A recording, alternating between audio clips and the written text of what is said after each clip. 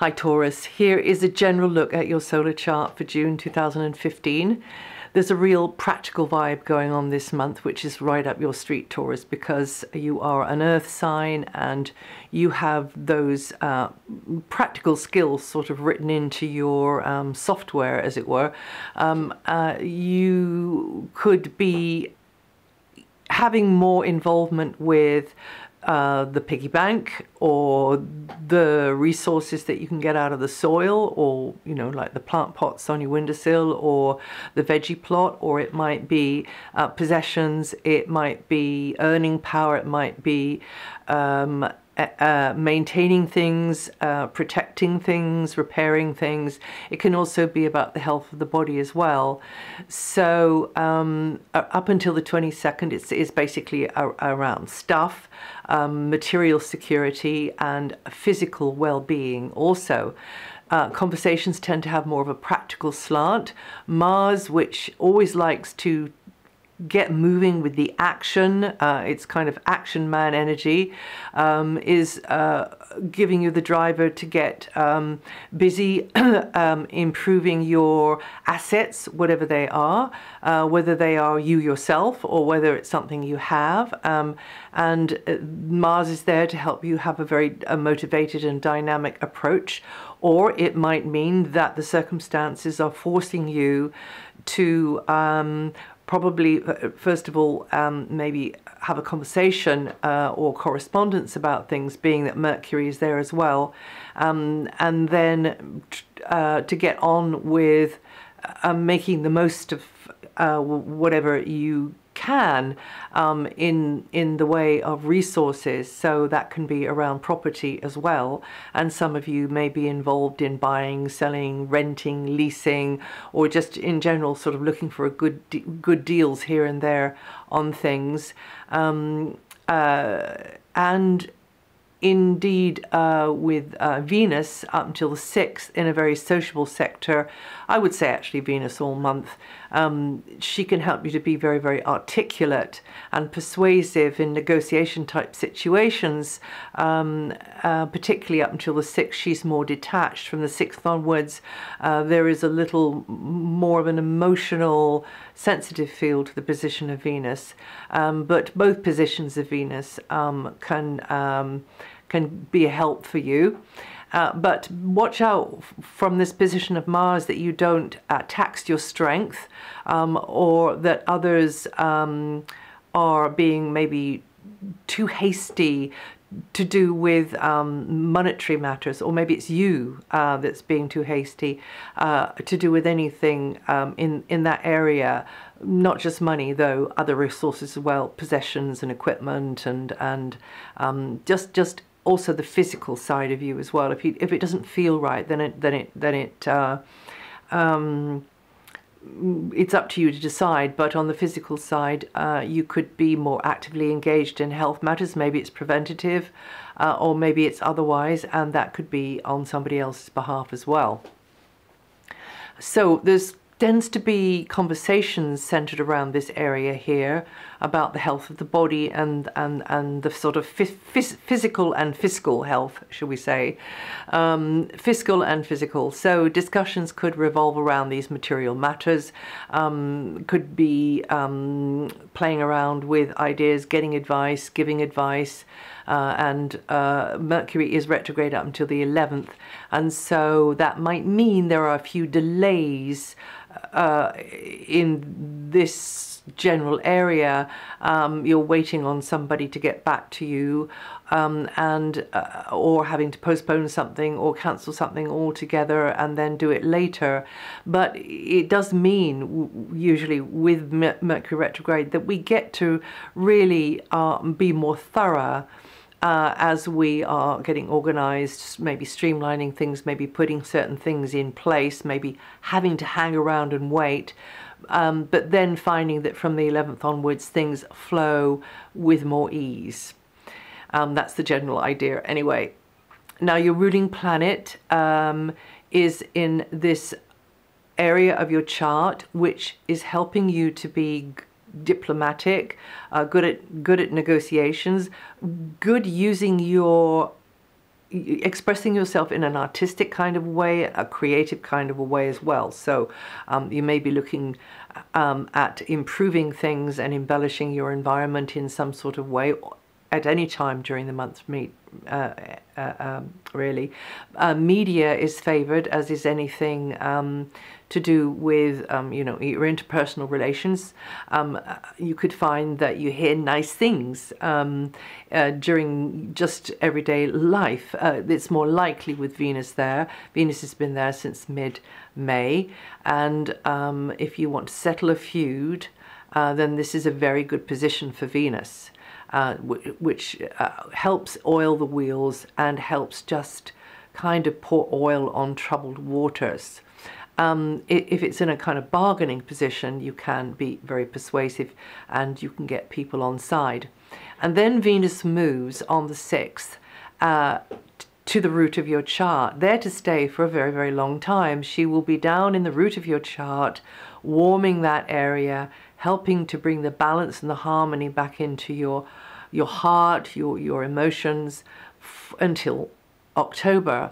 This is a really lovely position. Venus comes into that same area that Jupiter has already been in for a while now, and it can manifest in various ways, as can any of these planetary transits, but a few examples would mean that you begin to appreciate more where you're located, or you get to go more often to somewhere you prefer, or you are giving your home space a facelift, or you are making improvements outside. Particularly, I would say, when up until the 25th with that position of Mars. However, this is such a long transit of Venus down there that it could be you could be going through different phases of it. So it's a good time also to do what I was mentioned earlier, which is to appreciate and really value what you have around you in the way of family, neighborhood, community, more often, or just more. So whether that is, you know,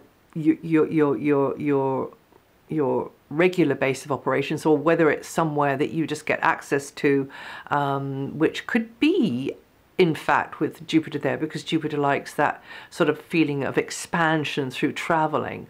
But it might not be that. It might just mean that you appreciate more these kinds of private personal connections, and it can be, of course, over the wires from home as well, kind of tribal sort of connections. But you tend to enjoy more where you're located, whether it's intermittent or whether it is, you know, just this sort of steady ongoing. It likes to be steady ongoing, actually. Venus in Leo has got this sort of steady burn to it, and you can make improvements there. You can also begin to feel more settled within yourself, safer, securer, just more settled. Okay, now Mars, first of all, the Sun moves and goes into a more sociable, busy, chatty area where you could be connecting with people more, and also over the wires, like I am with you here, and maybe also running around more. The Sun goes in there first, and then Mars comes in there, so that might mean that you are physically more active in comings and goings. Excuse me. There could be more correspondence type activity, and there could be you making new contacts, and you're just getting clearer in your mind about certain things. And then maybe you just putting your cards on the table over something, or getting certain things off your chest. This is far more likely with Mars there. It can be elicited from you because the Mars energy comes at you through somebody turning up who is really expressing that Martian energy, which can be a bit pushy, or it can push a button, or it can be very assertive, or it might just trigger something in you where you feel like you just are not backwards and coming forwards in your opinions about a thing. So speaking up for yourself more is another thing that can be happening with Mars here, and that might be altogether a good thing, because it's never good to bottle things up. Now, from the 14th, Saturn returns to your opposite sign, and this is ultimately constructive for your sign, because although it does mean more challenge perhaps in the area of personal relationships or one-to-one interaction with others in business, or with others in the family, or in whichever way, and you find that it's kind of like pushing a rock uphill sometimes to try and kind of get things, a solution to things. There are good things that come along with this transit here. Saturn is about limitation. Saturn is astringent and indrawing energy. It's energy, though, which is very, very strong and can create new structures. It can give shape to things. So one of the way this Saturn energy can make itself felt is that you feel a scarcity. There's a lack. Wherever Saturn goes for any of the signs, we may initially feel that there's a lack, even if we are in a relationship, or we might feel as though we're not in the right relationship, or there's things lacking in that relationship, or it might mean, and I mean like a love relationship here in this example, but it might be other types of relationship as well. So any kind of teaming up type of relationship, and it just means that we start to sort of see the cracks in the relationship. It can be like that, or it can be that there isn't one, and then what we do is we begin to yearn for something which is better, which suits us better, we feel more comfortable with, we don't have to work so hard to make it work, and etc., etc., and so on and so forth. And it's true that in some cases, if the relationship is on very shaky ground, this can be the breaking of the relationship.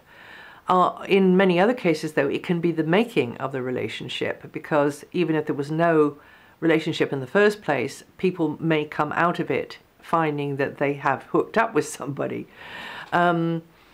But underlying that is maybe a deeper message, which is to come more into a realistic relationship with one's self and one's needs and one's not all head in the clouds dreams, but one's real sort of everyday needs of what one would love to have in a relationship.